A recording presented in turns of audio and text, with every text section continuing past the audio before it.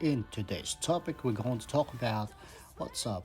So, before anything else, you can follow my channel on WhatsApp. I only have 36 followers so far.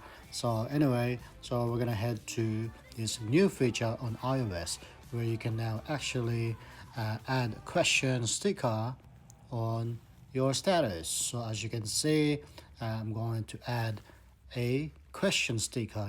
You have add yours, you have the time, music, and etc. So you have this question. All right, very cool. So I'm gonna ask a question. Say, what is your favorite food? Now, viewers can respond to your question, okay? So after that, done, you can actually drag it anywhere you like, doesn't matter.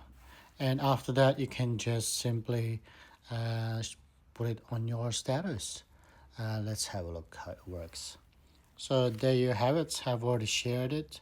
So what happens is they're going to reply on your question and you will get it as a private message. Let me know if you have this feature or not. Anyway, cheers, bye.